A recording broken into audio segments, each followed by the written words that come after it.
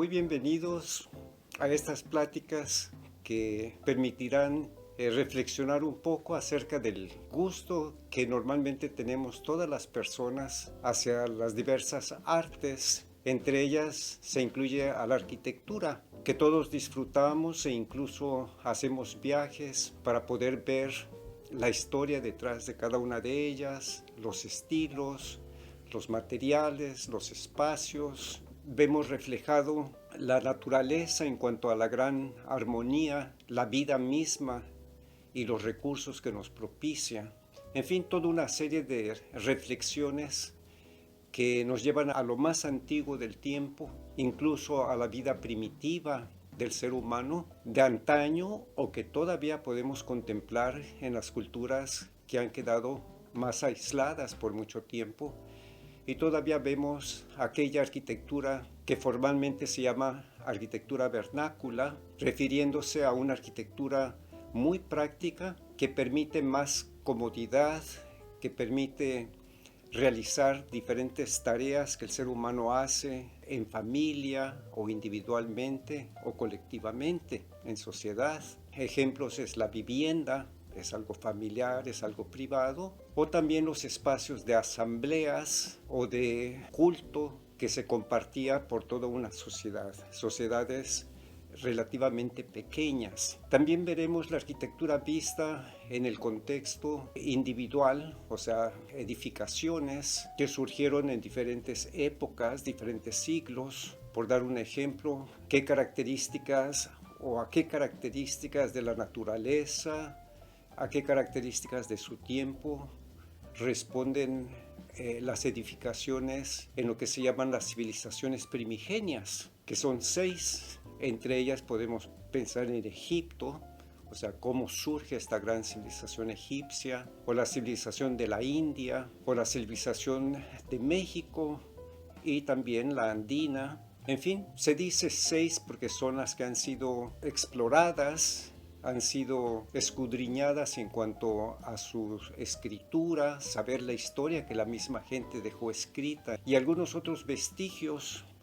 No todos son arquitectónicos, pero todos influyen en el mismo edificio, o sea, sus formas a qué responden. A veces reflejan el universo mismo, a veces reflejan las estaciones del año. En fin, depende si están hechos de piedra o de madera, incluso fabricados como puede ser el ladrillo en el caso de la civilización de Mesopotamia.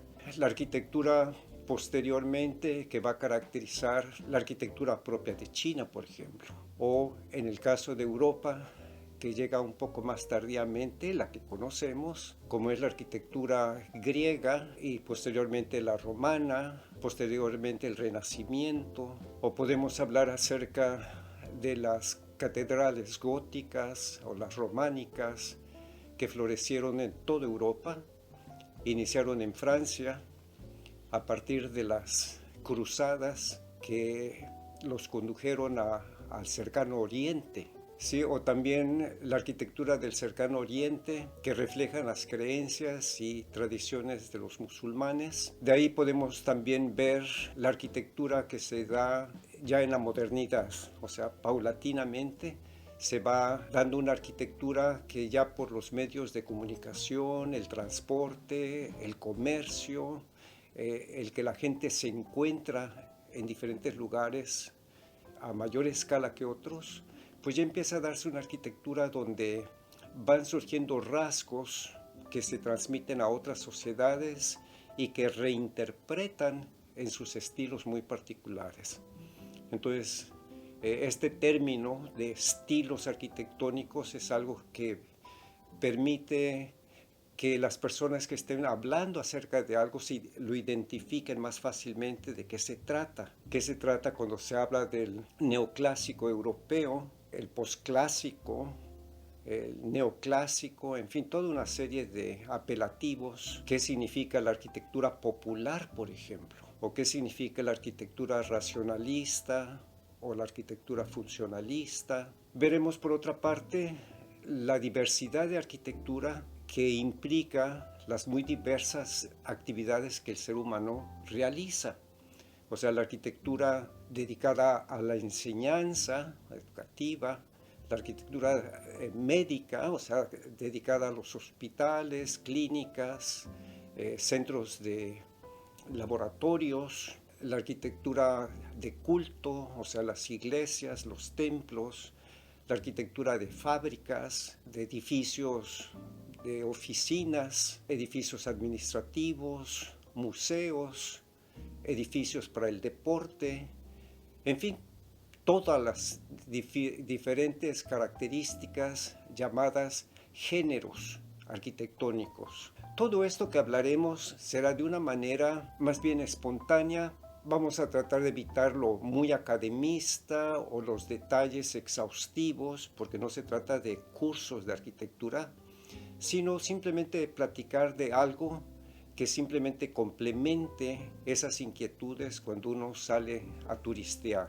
Por otra parte tenemos, ya digamos como complemento de la arquitectura, lo que es el urbanismo, o sea, lo que es la conjugación de todos estos edificios, todo lo que llamamos el aspecto físico, urbano, que deberá en algún momento incluir también lo rural, o sea, simplemente un apelativo y otro responden a las actividades generalizadas que hace el ser humano, y el espacio rural pues es aquello que se refiere a todo lo que es la agricultura, todo lo que es del campo, a diferencia de la actividad secundaria o terciaria. La secundaria pues es todo lo que es las fabricaciones, todo lo que es la industria, y la terciaria es todos los servicios, las profesiones, por ejemplo, y los oficios. Entonces, ya vistas las dos, tendremos las actividades muy diversas del ser humano y cómo funcionan en conjunto.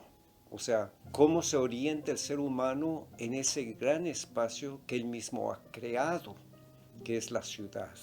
¿Sí? Es una creación humana porque le ha dado el orden o el desorden, la belleza, y también su relación con el clima, lugares cálidos, lugares fríos, lugares lluviosos, lugares que están en las altitudes, o sea, a varios cientos, incluso algunos pocos miles de metros de altura, otros que están al nivel del mar, otros que están en islas, en fin, todo eso también ayuda a ver la arquitectura y el urbanismo como simplemente dos magnitudes de espacio funcional.